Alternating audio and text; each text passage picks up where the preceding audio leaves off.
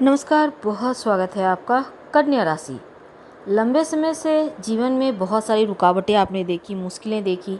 अब आप सोच रहे होंगे न शनिदेव की 7.5 है न ढैया, फिर इतनी परेशानी क्यों है।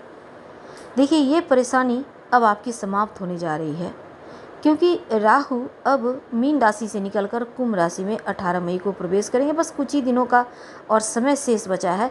बस आपका लाइफ यहाँ से बदल जाएगा, क्योंकि जो भी डिस्टर्बेंस थी, जो भी मुश्किलें थी, धन को लेकर, स्वास्थ्य को लेकर, रिश्तों को लेकर, वो सिर्फ राहु महाराज के कारण। तो 18 महीने में राहु महाराज, कन्या वालों, आपके साथ बहुत सारे मुश्किलों को आपने झेला। राहु महाराज आपके साथ बस समझ लें कि खेल ही खेल रहे थे, लेकिन अब 18 मई के बाद जैसे ही आपके सप्तम भाव से हटकर आपके छठे भाव में आएंगे, तब आप एकदम से आपकी लाइफ बदल जाएगी।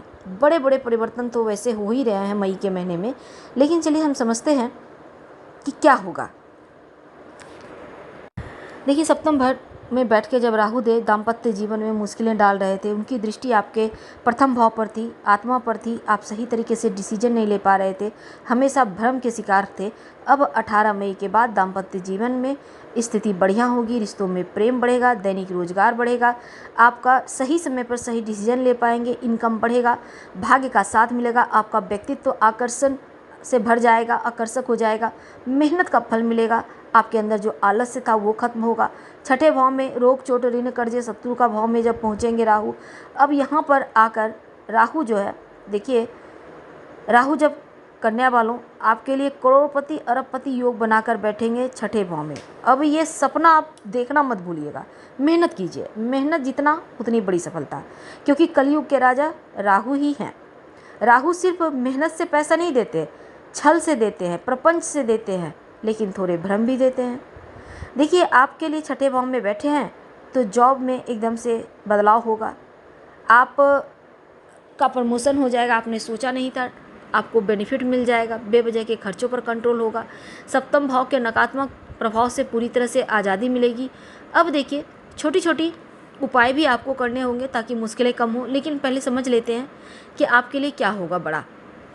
देखिए, सबसे पहली बात तो छठे भाव में आएंगे, रोग, चोट, ऋण, कर्जे, शत्रु का भाव है, तो बीमारियों से मुक्ति दिलाएंगे, शत्रु विरोधी दबे रहेंगे और कर्ज से मुक्ति दिलाएंगे, जॉब प्राप्ति के योग बनेंगे।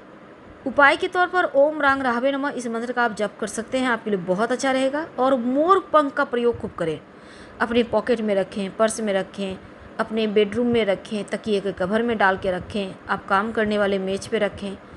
मोर पंख को अपने लाइफ में एकदम से सम्मिलित कर लीजिए। दूसरा, संभव हो तो पंखे में ही बांध दे 1-2 मोर पंख, हवा लगते रहेगा पूरे शरीर में पूरा दिन। अब तो लोग पंखा चलाते भी नहीं, एसी में चलाते हैं, कोई बात नहीं, आपको जहाँ मर्जी वहाँ रखें।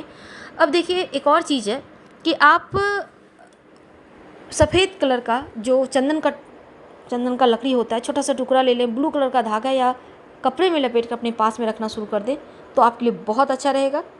और शिव जी की आराधना कीजिएगा तो बहुत उत्तम रहेगा। तो 18 महीने का जो ये वक्त है आपके लिए बहुत अच्छा है। आप जितना ज़्यादा आप इसका फ़ायदा उठा सकते हैं, क्योंकि 14 मई के बाद देवगुरु बृहस्पति भी कर्म भाव में आने जा रहे हैं, तो बहुत सुंदर योग बनेगा। 2-2 ग्रह आपके लिए, बस ये समझ लें कि ब्रह्मा जी ही बैठे हैं आपकी किस्मत लिखने के लिए। बस थोड़ा सा ध्यान रखना है कि किसी दूसरी की बातों में नहीं आना है, भावनाओं में नहीं बहना है, किसी को ज़्यादा उधार नहीं देना है, बेवजह की उलझनों से दूर रहना है, अच्छा सोचें, अपने आप को बेहतर करने पर ज़्यादा ध्यान दें। धन्यवाद, हम फिर मिलेंगे। प्लीज़ लाइक कर सब्सक्राइब करें।